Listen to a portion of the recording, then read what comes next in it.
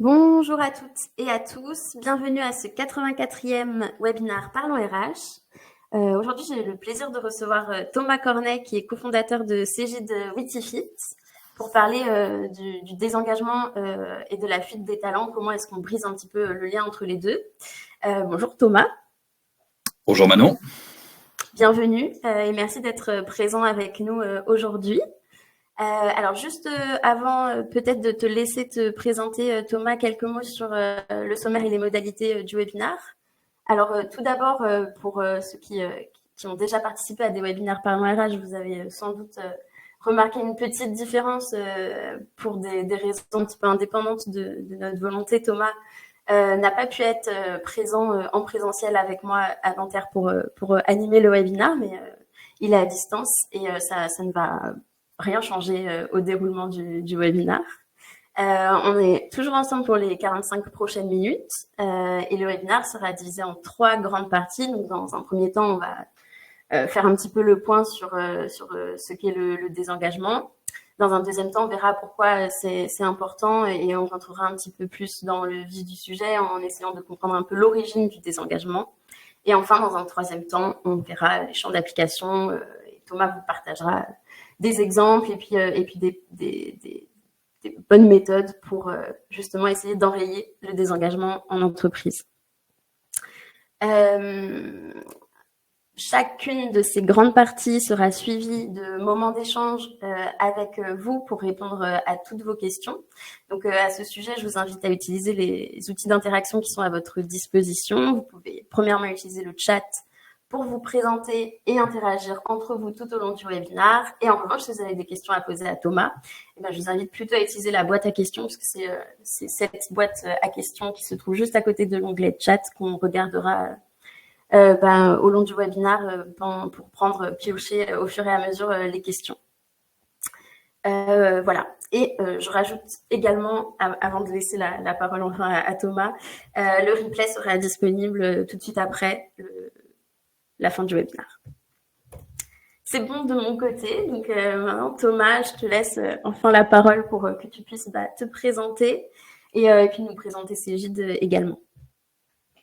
Ok, écoutez, bonjour à toutes et à tous. Donc effectivement, toutes mes excuses de ne pas être à côté de Manon aujourd'hui, mais je fais partie des gens qui sont pris dans les intempéries. Donc les accès, le train, etc., c'est un peu compliqué en ce moment, mais la technique est encore là, donc tant mieux. Donc je suis Thomas Cornet, je suis le cofondateur donc de la plateforme hier Witifit, aujourd'hui Cégide Witifit, puisque Witifit a été acquise par Cégide il y a maintenant un peu plus d'1 an. On va y revenir peut-être un tout petit peu.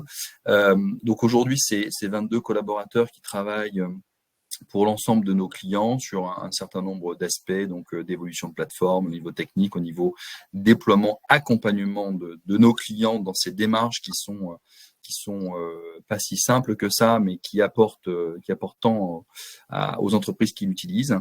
On a un peu plus de 230 000, presque 250 000 collaborateurs, collaboratrices qui utilisent nos plateformes sur différents types de clients. On a un taux de fidélité qui est quand même de 98%, donc on en est toujours aussi fiers parce que finalement assez peu de clients nous quittent chaque année et réutilisent à des usages plus intensifiés d'une année sur l'autre la plateforme. Et on s'intègre aujourd'hui donc au sein de Cégide. Donc Cégide, c'est une entreprise qui a historiquement été fondée par Jean-Michel Aulas sur la partie compta finance et qui, depuis maintenant une petite dizaine d'années, a développé une BU qui s'appelle HCM, Human Capital Management, qui va retrouver à l'intérieur 2 énormes pans qui sont tout ce qui est le talent acquisition et la notion de payroll, donc la notion de paye, et au travers de ces petits camemberts qui sont représentés juste en dessous du nom Cégide, vous voyez qu'on va avoir effectivement la partie talent management, talent acquisition, le learning, le workforce management, etc. Bien évidemment payroll, et puis il y a une nouvelle brique, qui est l'acquisition par Cégide de Witifit, qui est la notion de la voix du collaborateur, voice of employee, toute la partie engagement, mais pas que, et qui est devenu un élément hyper important dans cette notion de gestion des talents et qui vient s'intégrer à l'intérieur parce que un talent, ça s'acquiert, mais après, ça se garde. Et donc, c'est pour ça que la notion d'expression au feedback des collaborateurs est tout aussi importante dans ce process et dans cette course à la gestion des talents. Merci Thomas pour cette première introduction très complète. Avant de passer au vif du sujet et de parler de désengagement en tant que tel, moi j'ai plusieurs petites questions pour toi par rapport à tout ce que tu viens de nous dire. Donc la première, tu parlais de vos clients. Est-ce que tu peux nous en dire un petit peu plus sur le type quel type de clients est-ce que vous traitez, quelle taille d'entreprise, quel secteur d'activité, etc. Avec plaisir. Donc, on a aujourd'hui une petite centaine de clients qui travaillent sur nos plateformes. Ils sont de tout ordre. Donc, on peut avoir, on va dire, de la PME au grand compte. Mais c'est essentiellement effectivement on va dire ETI grand compte parce que alors non pas que la plateforme soit plus adaptée à ces clients-là, c'est pas le cas puisque moi-même chez Witifit j'utilisais la plateforme pour travailler avec mes collaborateurs, mais effectivement le nombre fait que parfois la distance s'installe beaucoup plus facilement entre les différentes strates de management.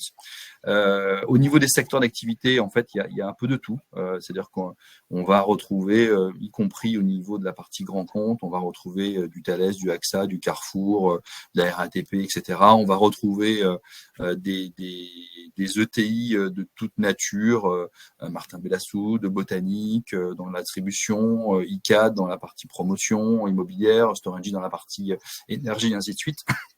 Donc, on voit qu'il n'y a pas de lien particulier ou de secteur d'activité qui sont plus marqués qu'un autre. On peut très bien avoir effectivement des mixités assez flagrantes dans les notions de col blanc, col bleu, donc dans les travails postés et non postés. Donc, il n'y a pas de segmentation par rapport à ça. Et puis, on va retrouver après des comptes plus petits où notre plus petit compte, on le dit souvent, c'est l'administration du bassin d'Arcachon, donc c'est 60 personnes, mais qui l'utilisent de manière récurrente et à bon escient. Donc on voit que même sur des entreprises de petite taille, entre guillemets, ça donne effectivement ses fruits et que c'est utilisé par l'ensemble des équipes. Merci Thomas. Très rapidement, est-ce que tu peux nous dire aussi quelles solutions vous proposez en termes d'engagement puisque c'est le sujet du jour. Alors à titre très personnel au sein de Cegid, donc c'est la plateforme Cegid Witifit qui est proposée. Donc c'est une plateforme SaaS aujourd'hui qui va permettre de recueillir un ensemble de feedback sur tout ce qui est au global, l'expérience collaborateur. On va retrouver à l'intérieur des dimensions telles que la qualité de vie au travail, la partie engagement, la partie risques psychosociaux, et puis bien évidemment les grands projets de transformation qui sont des éléments hyper importants pour s'assurer de l'alignement entre la tête et les jambes au sein de l'entreprise. Donc cette plateforme digitale va pouvoir aller comme on le verra un peu plus tard, mais de la captation à la mise en action et à la mesure de ces actions. Donc, c'est vraiment un système intégré qui, en même temps, permet modulairement de pouvoir démarrer petit et finir grand en fonction de l'évolution et des appétences qu'on va pouvoir rencontrer au sein de l'entreprise. Merci Thomas. Et tout de suite, je vous propose de passer à la première partie du webinaire. Donc, on va parler de désengagement et de fuite des talents. Du coup, Thomas, je te laisse peut-être la parole pour que tu nous expliques un petit peu les différentes étapes du désengagement, etc. Oui. Comme je vous le disais un peu en introduction, quand on parle de talent, donc de la notion de toutes ces forces qui sont dans l'entreprise, qui sont celles qui vont pouvoir effectivement atteindre objectifs et performances, on voit bien que quand une personne intègre une entreprise à son J+1, à son J0 et jusqu'à, elle arrive bien évidemment engagée, c'est-à-dire qu'elle a choisi une équipe, un métier, une entreprise, une fonction, une culture, en tout cas de ce que l'on a pu en percevoir au cours des échanges. Et donc, on n'est pas désengagé naturellement, on le devient potentiellement, je dis bien potentiellement, et au fil du temps. C'est-à-dire que en fonction de la courbe d'ancienneté dans l'entreprise, on va effectivement être très engagé, puis après on va être plutôt motivé, et puis après on va commencer à être un peu moins motivé, puis on va petit à petit avoir un certain nombre de désengagements pour des causes qu'on établira plus tard. Et donc cet élément-là fait que effectivement on rentre dans une spirale qui petit à petit donc nous désengage nous-mêmes en fonction des non-attentes ou des évolutions attendues et des non-réponses qu'on peut obtenir dans l'entreprise, et qui potentiellement dans cette spirale du désengagement peut toucher aussi, et ça c'est important de bien l'avoir en tête, peut toucher un certain nombre de collaborateurs autour de nous, parce que effectivement il y a un peu cet effet tentaculaire où une personne qui est pas bien va pouvoir bien évidemment en parler, échanger sur ses états d'âme, et puis ça peut éveiller bien évidemment un certain nombre d'éléments chez les uns, chez les autres, ou pas. Hein. Bien évidemment, rien n'est fataliste dans tout ça, mais c'est des schémas qu'on voit quand même assez communément un peu partout. Et donc, au-delà de cette notion de pyramide de désengagement où on passe d'engagé à désengagé en touchant un certain nombre de personnes, on va pouvoir même aller jusqu'à cette notion de désengagement. Et donc là, je dirais que quand le verre est dans la pomme, je dirais que l'élément minimum atteint, cette notion de désengagement, ce qui va effectivement entraîner un manque on va dire de productivité, d'inventivité, de partage, de collaboration et ainsi de suite, et qui petit à petit peut se traduire on voit que les taux d'absentéisme ont largement explosé ces dernières années et augmentent, etc., à de l'absentéisme, et puis bien évidemment à du turnover, parce que lorsque la personne se dit avoir trouvé effectivement une meilleure chaussure à son pied, eh bien elle va quitter l'entreprise où, je rappelle, elle est arrivée engagée, et puis va partir dans ces sujets. Donc la source du turnover, c'est pas que les engagements, bien évidemment, c'est pour ça qu'on dit que c'est les premiers pas vers la fuite des talents, c'est une des causes, mais c'est important effectivement de bien pouvoir dire que au travers de cette notion d'engagement, au-delà d'un taux et d'un chiffre, ce qu'on veut chercher à avoir, c'est effectivement des conditions de rétention optimum de ses collaborateurs, parce que cette notion effectivement de ressources est effectivement très importante. Merci Thomas. Alors moi j'ai quelques petites questions à te poser, mais juste avant j'aimerais vous rappeler de ne pas hésiter à poser vos questions dans la boîte à questions, puisque juste après mes questions on en prendra quelques-unes. Donc si vous avez des interrogations, des questionnements, des choses à partager avec Thomas, n'hésitez pas tout simplement à l'écrire dans la boîte à questions, et on y répondra par la suite. Moi, pour ma part, c'est vrai qu'on parle énormément de désengagement ces dernières années, là où c'était pas forcément un sujet, j'ai l'impression, il y a 10 ou 20 ans.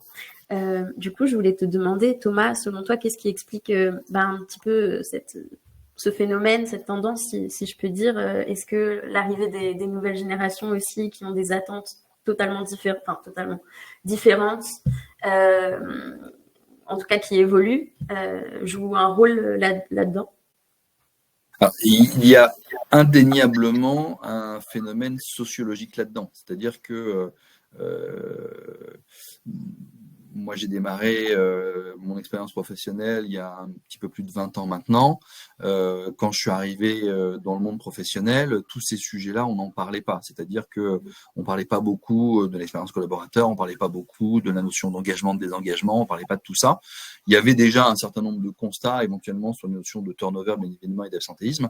Mais ces phénomènes où on a une volonté de pouvoir créer des conditions optimales dans l'entreprise où la réponse pour le collaborateur, la collaboratrice soit la meilleure possible, c'est effectivement des éléments qui sont venus avec les générations.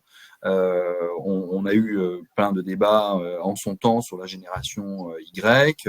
Aujourd'hui, la génération Z est une génération qui est sans tabou et qui est capable de parler de plein de choses au sein de l'entreprise, y compris, on l'avait vu dans un webinaire précédent, sur la notion de stress. On disait, tiens, c'est un gros mot, mais en fait, c'est pas un gros mot, c'est un sujet à part entière aujourd'hui. Et donc, la sociologie et l'évolution des générations et ce qu'elles apportent y compris aux autres générations, c'est clairement un sujet qui fait que on est bien dans un sujet de fond et que c'est une attente première dans le contrat qui est passé entre l'entreprise et le salarié, avec, comme vous le savez, un paradigme qui est en train d'évoluer, où hier, c'était beaucoup l'entreprise qui choisissait ses collaborateurs, et aujourd'hui, c'est beaucoup les collaborateurs qui vont choisir quand même l'entreprise et qui recherchent un certain nombre d'éléments pour assurer leur engagement. Merci Thomas. Du coup, comme on parle justement de contexte un petit peu, est-ce que quel rôle la crise sanitaire a pu jouer dans cette question du désengagement? Pour moi, elle a joué deux rôles. Le premier, c'est qu'elle a été un révélateur complémentaire, un accélérateur, c'est-à-dire qu'il n'y a pas quelque chose qui s'est créé, mais ça a été porté au nu, où il y a eu un véritable besoin qui est ressorti de là, où on a pris conscience qu'effectivement, même si aujourd'hui, je pense que l'humain est dans l'esprit, bien évidemment, de beaucoup des fonctions RH et ainsi de suite. Je pense que ça s'est diffusé plus largement au niveau des autres fonctions, du management, des directions, etc., où l'humain avait son importance. Et puis le deuxième, c'est que la crise sanitaire a fait évoluer les attentes. Et c'est-à-dire que quand on parlait beaucoup au niveau de l'engagement, etc., on disait tiens, le salaire, c'est le premier, c'est le premier, c'est le premier. Je ne sais pas si aujourd'hui c'est toujours le premier ou pas, mais là n'est pas la question. C'est que derrière des sujets comme le sens, comme le télétravail, l'organisation du travail sont venus clairement dans l'équation qui est proposée aux collaborateurs et où chacun va pouvoir intégrer cette dimension-là. Donc, et comme on peut le constater avec le télétravail, où on va dire schématiquement qu'avant il n'y en avait pas, après la post-Covid on en a eu plein, et aujourd'hui on freine un petit peu, mais on en instaure, c'est-à-dire qu'on est parti grosso modo de 0 à peut-être en moyenne 1 ou 2 jours de télétravail suivant les entreprises, parfois plus, mais je crois que la moyenne se situe à 2 jours. Et bien on voit bien que on fera pas de machine arrière sur les 2 jours qui ont été octroyés. Et après, on verra si sociétalement, s'il y a d'autres crises ou s'il y a d'autres évolutions, qu'est-ce qui va se passer par rapport à ça. Mais clairement, les générations et les contextes socio-économiques apportent leur lot de modifications dans l'offre de travail. Et justement, tu parlais des attentes des collaborateurs qui avaient évolué et avec l'arrivée des nouvelles générations et suite à la crise sanitaire qui avait un petit peu accéléré tout ce processus-là. Et on a justement une question de Laure Ménager qui te demande, Thomas, quelles sont les attentes principales qui ressortent pour l'engagement des collaborateurs dans une entreprise? Ça va aborder un peu les points qu'on a après ça. Donc je me dis tiens, c'est bien. Pas trop spoiler. Le fil rouge a été plutôt bien monté. On va voir que il y a alors, suivant les réseaux, etc., on a des listes qui sortent et qui sont communiquées sur la toile, sur les sujets, avec des sujets qui vont tourner. Pour quand on a des palmarès, on va retrouver effectivement la notion de salaire, la notion de sens, d'organisation, de reconnaissance, d'équilibre vie pro vie perso. Donc, je pense que ce qui est important de voir par rapport à ça, c'est que ces vecteurs-là, ce sont des vecteurs lents, c'est-à-dire que c'est pas quelque chose qui se déclenche comme ça d'un coup d'un seul. Là, on a eu effectivement le sujet du télétravail, mais qui est venu parce qu'à un moment donné, on est passé d'une France assise derrière son bureau, pour ceux qui pouvaient le faire, à une France qui était derrière son ordinateur chez soi. Donc, on s'est dit, tiens, il y a un truc qui s'est passé. Donc, il y a eu un cap de franchi de manière inattendue. Et donc, c'est pour ça qu'il y a eu cette grosse accélération sur le télétravail. Mais la notion d'équilibre vie pro vie perso, la notion de sens, etc., c'est quelque chose qui s'intensifie d'année en année et qui vient prendre, entre guillemets, des parts de marché au salaire. C'est-à-dire que, oui, le salaire est important, mais il vient aujourd'hui être clairement pondéré par d'autres vecteurs et on verra que ces vecteurs-là, ils sont d'une entreprise à une autre, d'un secteur à une autre, ils vont être assez différents et c'est là où la notion effectivement de cet engagement, où il n'y a pas de formule consacrée, mais il y a une formule qu'il faut trouver pour sa propre entreprise et parfois même dans ses propres directions pour pouvoir travailler sur ces bons leviers et trouver les bonnes réponses à ça. Mais je dirais que pour l'instant, la façon dont je répondrai à la question, c'est que oui, il y a des tendances, mais attention, la réponse n'est pas unique, loin de là. Merci Thomas pour ta réponse et merci Laure également pour votre question. Alors, dans la première partie, on a vu que le désengagement pouvait avoir quand même des conséquences assez néfastes pour les entreprises. On a parlé d'absentéisme, de turnover, donc de fuite des talents. Maintenant, on va creuser un petit peu plus pour comprendre d'où vient le désengagement. Du coup, Thomas, je te laisse la parole. Quelle est un peu l'origine de ce phénomène, selon toi? Oui. Quand on a monté cette plateforme c'est Do It Fit, on l'a fait dans le cadre d'un partenariat public-privé avec le CHU de Clermont-Ferrand. Alors, pourquoi on a fait ça? D'abord pour pas apparaître pour des apprentis sorciers, et de deux pour vraiment aller au fond des choses et de comprendre qu'est-ce qui se passe dans l'esprit des gens. Parce que quand on parle d'engagement, on touche le mental, on touche la psychologie des individus, quels qu'ils soient, quelle que soit leur origine, leur genre, leur métier, etc., etc. Et ce qu'on a voulu faire, c'est être en capacité un petit peu de trouver le Maslow de l'engagement, de la qualité de vie au travail, etc., qui est important, et ce à quoi les gens sont sensibles.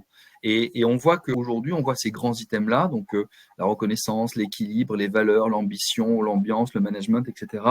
On peut penser que ce sont des grands mots ou des gros mots. En fait, ça ne l'est pas du tout, parce que quand on analyse toutes les études scientifiques de niveau national ou international qui ont été faites par rapport à ça, on voit qu'aujourd'hui, tout un chacun va réagir à ces éléments-là. Donc, ils sont tous là, enfin, pour la grande partie d'entre eux. Il va manquer les éléments autour de la partie autonomie et charge de travail, parce que c'est un élément qui est aussi important, mais qu'on va plutôt caler en fonction des besoins sur la partie du stress. Mais globalement, ils sont tous là. Et donc là-dessus, après, on va avoir une dichotomie, on va avoir plusieurs composantes dans chacune de ces familles-là, mais on va avoir effectivement quelque chose d'assez classique, enfin, ou en tout cas générique, sur lequel l'ensemble des individus va pouvoir réagir.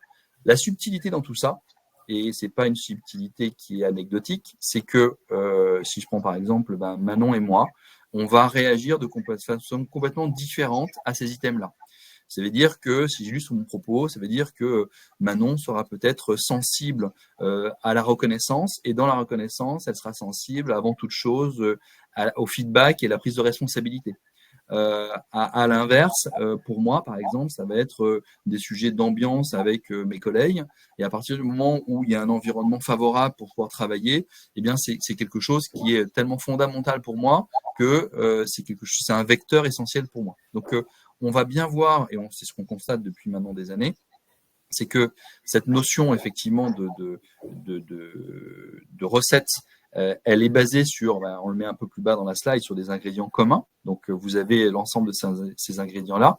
En revanche, d'une équipe à une autre, donc au sein même d'une même entreprise, les réalités de chaque équipe vont être différentes.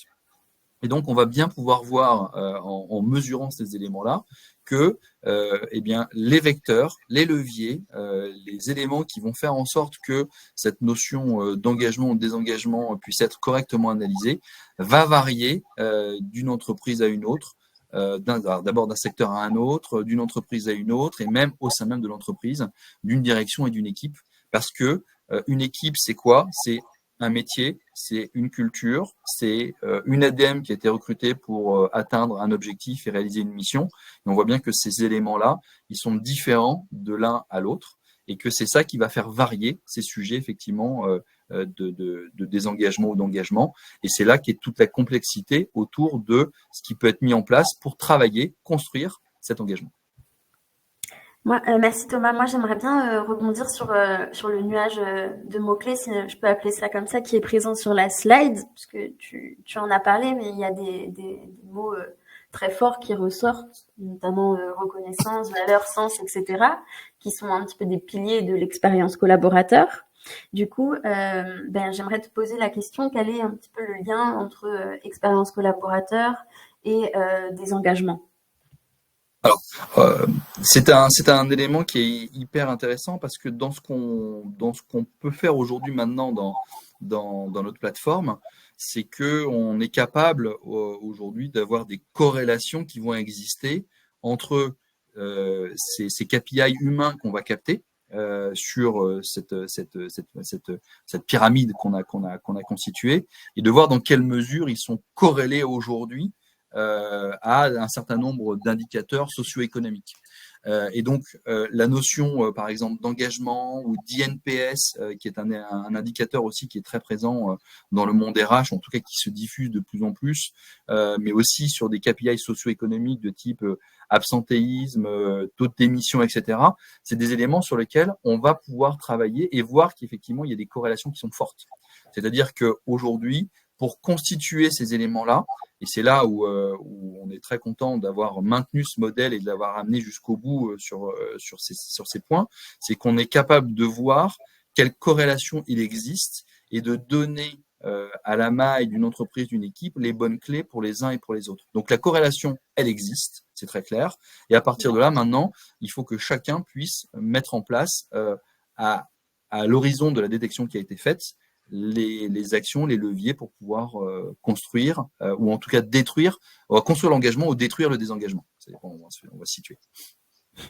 Ok, donc pour résumer, on peut dire que les entreprises, elles peuvent aller piocher un petit peu dans toutes ces valeurs, si je peux appeler ça comme ça, la reconnaissance, le management, l'organisation, l'ambiance, etc., tout ce qu'on vient de voir, et adapter un petit peu tout ça à leur sauce pour réduire le désengagement. Absolument, absolument. Et c'est les clés sont là-dedans. Donc automatiquement, les clés seront là-dedans.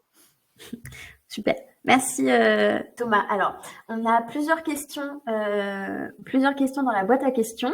On va en prendre quelques-unes avant de passer à la troisième partie. Comme il y en a beaucoup, j'aimerais juste vous préciser que s'il y a des questions qui vous intéressent, auxquelles vous aimeriez particulièrement que Thomas réponde, vous pouvez voter en appuyant sur la petite flèche à côté du nom de la personne qui pose la question.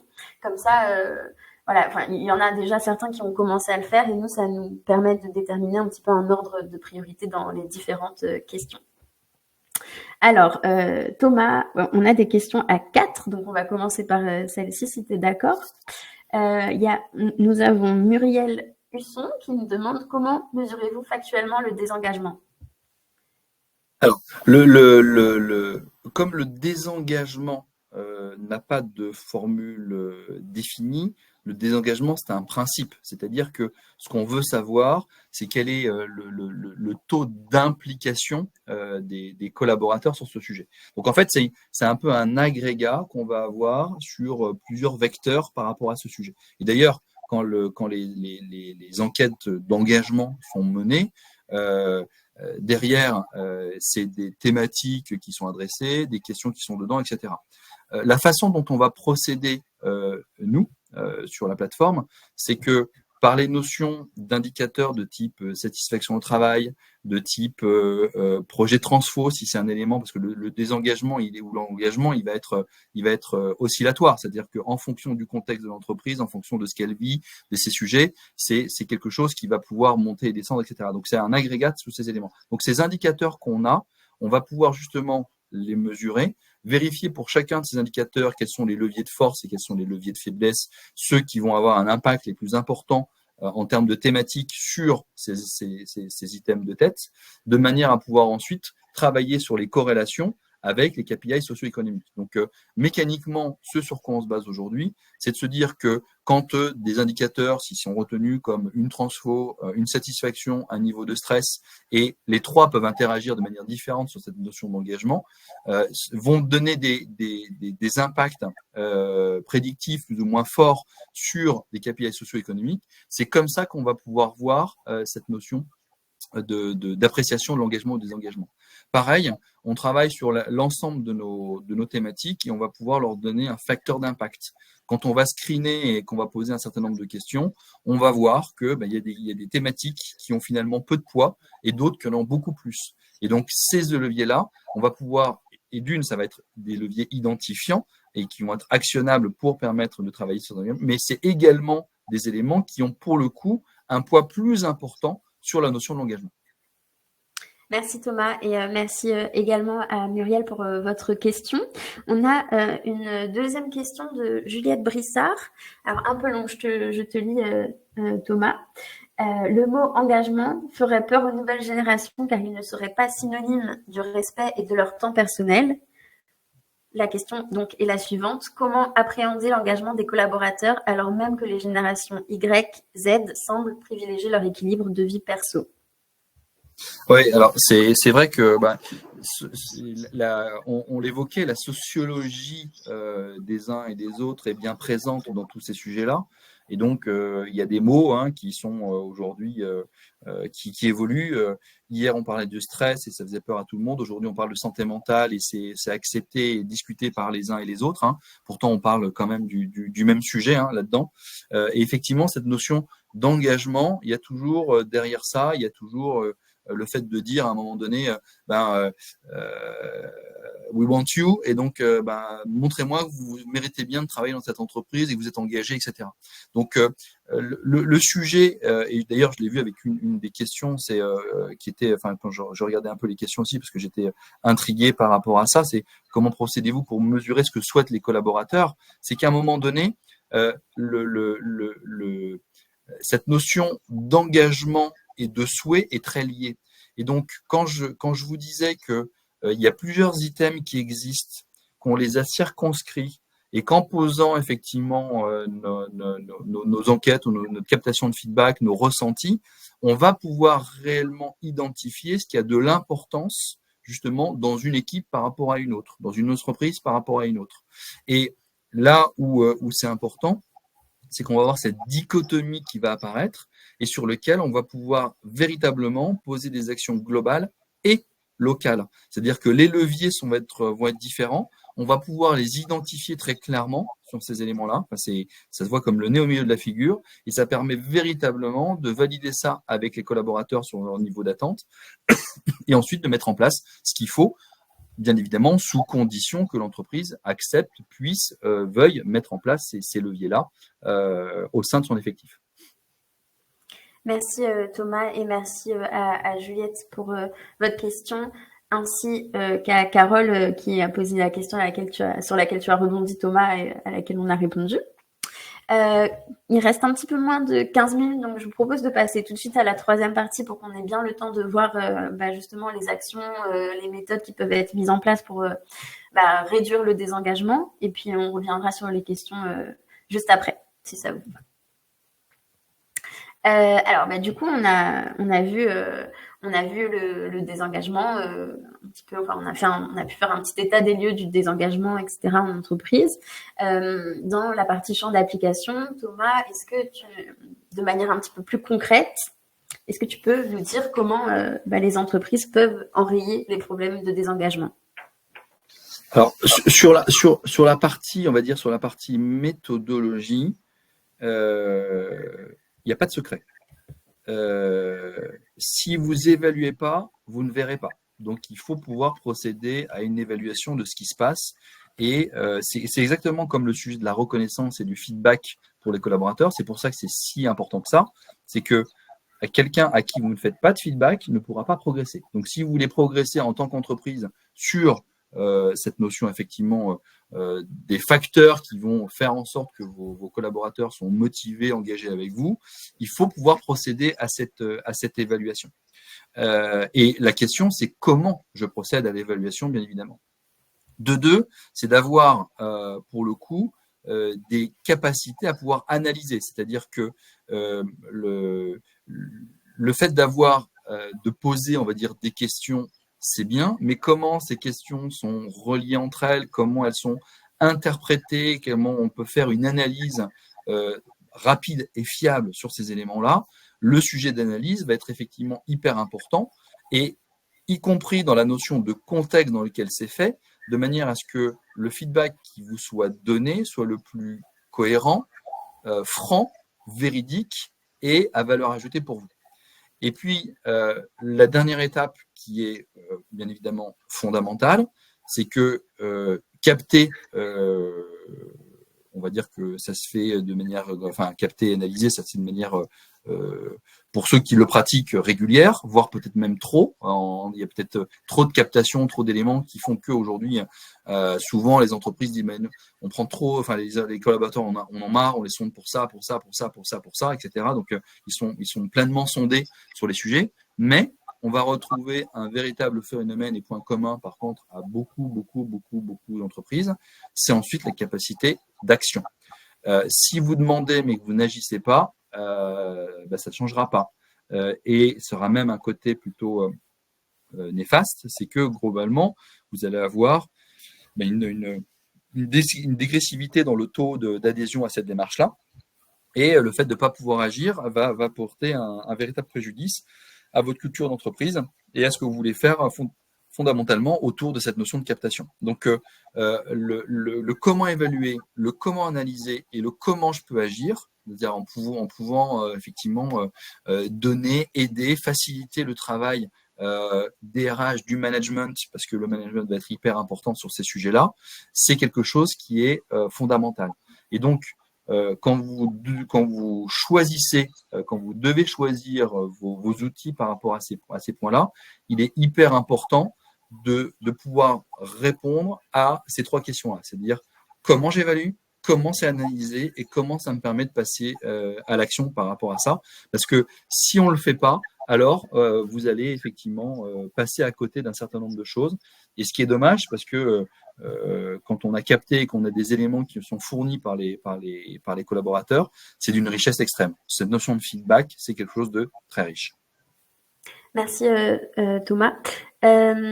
Donc, on a vu qu'il n'y a pas de formule magique, mais des recettes, entre guillemets, qui doivent être adaptées à chaque entreprise en fonction de leurs besoins. Peut-être pour que ce soit un petit peu plus concret pour les personnes qui nous regardent, Thomas, est-ce que tu as des exemples de clients que vous avez accompagnés et est-ce que tu peux nous dire quelles recettes, quelles méthodes, en tout cas, eux, ils ont mis en place? Alors déjà sur la partie, on va dire méthodologie, le fait d'avoir choisi notre plateforme, on s'est attaché à répondre à ça, c'est-à-dire que la notion d'évaluation, on va chercher un ressenti, donc un feeling, et qu'on va objectiver, donc on va vraiment pouvoir donner ces éléments-là. Cette analyse, j'en ai parlé, c'est sur la notion de data et de croisement pour voir qu'est-ce qui a plus d'impact par rapport à l'autre. Et on intègre à l'intérieur les notions d'action sur la plateforme, de manière à pouvoir en mesurer les impacts. Et donc, ces trois temps, ils sont hyper importants parce que ça va donner des temps d'échange avec on va dire le management et les équipes. C'est-à-dire que l'évaluation, c'est un temps qui est donné pour les collaborateurs. Donc, ils vont pouvoir effectivement répondre, s'exprimer sur ces sujets-là. L'analyse, qui est souvent, d'ailleurs mécaniquement associée à une restitution, ça veut dire qu'on va pouvoir partager et échanger avec les collaborateurs sur ces sujets-là. Et le fait d'avoir un drill très fort, ça permet effectivement de pouvoir donner une analyse à la maille de son équipe et pas un ressenti global qui, pour l'instant, va nous parler ou pas nous parler par rapport à qui on est ou dans quelle situation on se trouve. Et puis, la notion d'action et le fait de pouvoir mettre du contenu, d'aider par des conseils et ainsi de suite, le management, ça permet de faciliter le passage à l'action parce que ces éléments-là sont fondamentaux. Et donc, à un moment donné, on va pouvoir avoir cette boucle vertueuse qu'on va mettre en place de je capte, j'analyse et je mets des actions qui vont pouvoir produire un effet positif ou négatif. Et le but du jeu, c'est de savoir effectivement ce que ça va apporter. Donc, des cas, on peut en avoir de plusieurs ordres. On peut en avoir sur des sujets qui sont compliqués, de type le salaire, où on dit, mon salaire, c'est pas bon, etc. Donc, je prends celui-là volontairement parce que c'est un sujet délicat. On a quelques entreprises aujourd'hui qui, quand on a travaillé avec elles, etc., ont mis en place une notion d'explication du salaire.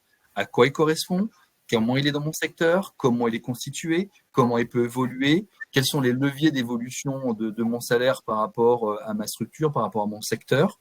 Et toutes les entreprises qui ont fait ça, Ça a donné lieu à quoi? Ça n'a pas forcément amélioré la note de la perception du salaire, mais ça fait que c'était plus un sujet.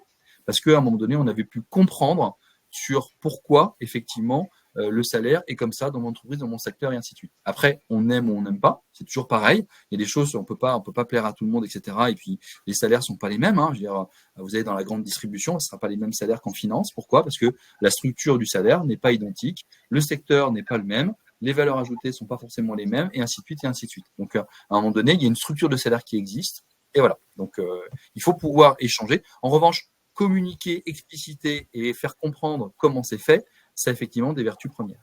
Un autre exemple, par exemple, qui était un élément important sur des sujets de charge et de stress sur ces éléments-là, c'était sur la notion des interruptions. En fait, quand on a compris ce que c'est qu'une interruption et qu'est-ce qu'on peut mettre en place pour diminuer ces interruptions, eh bien, ça permet, de manière toute bête, de limiter la surcharge, de limiter la procrastination de la charge d'un jour sur l'autre, ce qui fait que la charge ne fait que mécaniquement augmenter, et ainsi de suite. Donc là, on a des exemples qui sont très concrets et qui contribuent de manière très simple à limiter l'effet négatif qu'une perception peut avoir. Et du fait qu'il y a eu effectivement cet échange, cette explication, cette prise en compte, ça vient diminuer de manière très forte ce sujet-là. La notion de feedback, le troisième exemple, la notion de feedback, ça peut être structurel et un peu contraignant, cette notion de feedback. Souvent, elle est menée une fois par an ou 2 fois par an. Il y a des entreprises qui se sont mis à faire des feedbacks au quotidien, donc quand il y avait des capacités d'échange, etc. Prendre 5 minutes pour pouvoir dire tiens, comment ça s'est passé, qu'est-ce qui s'est passé, comment j'ai été perçu, qu'est-ce que je pourrais améliorer, etc.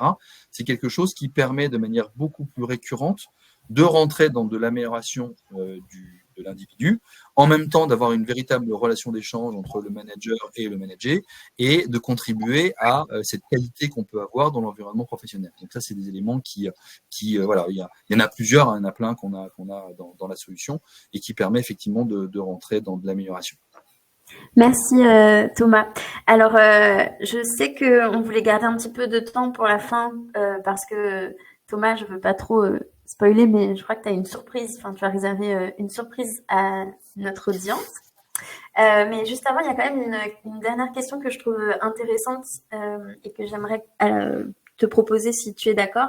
C'est la question de Pascal Vergine qui demande est-ce que le désengagement est plus présent dans les secteurs à forte croissance comme la tech ou au contraire dans les secteurs plus sinistrés comme l'industrie, le commerce physique, la grande distribution, etc., comme tu viens d'aborder le sujet? Écoutez, nous, on a plein de secteurs différents.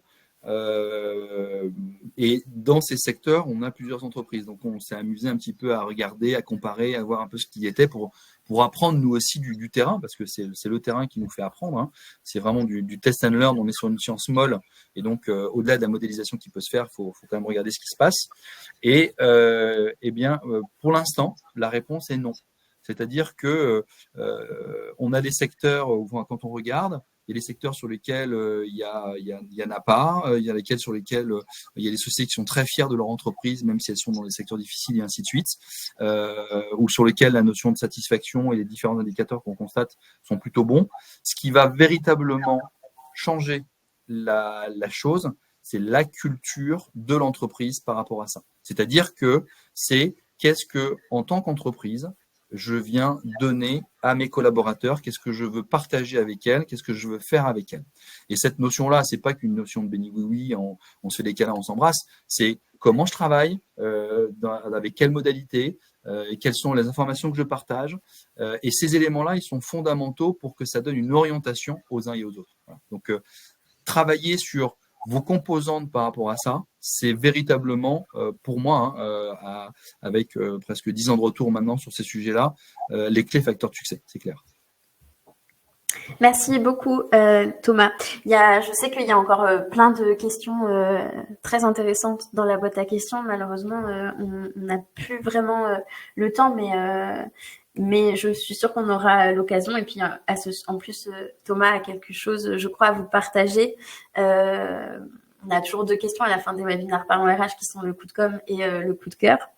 Et du coup, je crois que le coup de com' de Thomas va vous plaire Et voilà. Alors, ouais, merci Manon. Alors, le coup de com' qu'on a, généralement, on peut parler d'événements et autres, mais là, ce qu'on a décidé, c'est de vous permettre de pouvoir tester notre plateforme vraiment en grandeur nature et avoir un test and learn sur le sujet. Donc, comme on n'a pas beaucoup de temps, les modalités sont très simples. C'est bien évidemment, il n'y a pas d'engagement à avoir ni quoi que ce soit. Pour toute personne qui serait intéressée à voir comment ça fonctionne et répondre un peu à toutes ces questions et de voir un peu les mécaniques, etc. Ben, toutes les personnes qui veulent tester seront dans un environnement et pourront voir en test d'usage en tant que collaborateur et après en termes de restitution et d'analyse qui sont portés, voir comment effectivement les choses s'inscrivent et qu'est-ce qu'il est possible de faire, comment ça s'analyse et comment on voit. Donc, notre coup de com', c'est ça, c'est de vous permettre vraiment de tester gratuitement, sans engagement, cette plateforme-là. Donc, pour toute personne intéressée, il suffit de m'écrire. Donc, vous avez mes coordonnées qui sont là et on vous expliquera effectivement comment vous pouvez faire. Et ça vous permettra de voir une plateforme qui a 10 ans de maturité et de voir un peu tous les leviers qu'on a constitués et toute l'analyse qu'on a pu donner à l'intérieur. Voilà. Donc, ça, c'est si ça vous intéresse, eh bien, vous êtes les bienvenus et on vous fait ce cadeau avec grand plaisir. Donc, pour résumer, on est sur un test 100% gratuit, sans engagement, ouvert à tous. Exactement. Et disponible directement auprès de toi, Thomas, via ton adresse mail. Exactement. C'est qui veut, peut, il n'y a aucun problème. Voilà. Au début, on était frileux de partager sur un peu notre conception, ce qu'on faisait à l'intérieur, etc., et l'ouvrir comme ça. Je pense qu'aujourd'hui, on a pris, voilà, on a cette solidité. Je pense que ce serait difficile de nous copier maintenant. Et qui veut le tester peut le faire. Bah, c'est une très belle offre, en tout cas. Merci Thomas pour ce partage. Dernière question avant de se quitter. Ton coup de cœur. Ah, mon coup de cœur. Mon coup de cœur, c'est, vous savez, quand on va au spectacle, on voit souvent l'artiste qui dit merci à la technique. Eh bien, aujourd'hui, mon coup de cœur, c'est Denovan. C'est une personne qu'on voit pas chez vous, mais c'est lui qui fait que tout se passe. Et donc, franchement, Denovan a été mon coup de cœur. Denovan, l'homme de l'ombre. Voilà, ce mec est génial et il fait en sorte que ça se passe bien. Donc, j'adore l'humain et quand je vois quelqu'un qui se démène comme ça et qui permet plein de choses, ça me fait toujours plaisir. Donc, merci Denovan. Merci Thomas et effectivement merci Denovan qui gère absolument toute la partie logistique, la partie de l'ombre un petit peu des webinaires et qui est très utile au quotidien. Donc merci Thomas de mettre ça. Je vous assure. Merci à vous en tout cas. Merci Thomas d'avoir été présent avec nous pour parler de ce sujet aujourd'hui. Merci à toutes les personnes qui ont été présentes également, qui ont participé, qui ont commenté, qui ont envoyé toujours plus de questions. C'est toujours un plaisir de faire ce webinaire avec vous tous. Pour ma part, je vous donne rendez-vous non pas un jeudi cette fois, mais mardi prochain, le 14 novembre à 11h pour le 85e webinaire de Parlons RH. Je recevrai Smart Recruiters et on parlera de recrutement, les fondamentaux pour une expérience candidat réussie. Donc, j'espère vous retrouver nombreux. Et voilà, encore merci beaucoup Thomas. À bientôt, j'espère. Merci Manon. Et merci à notre auditoire d'avoir été présent. Bonne journée à tous, merci beaucoup.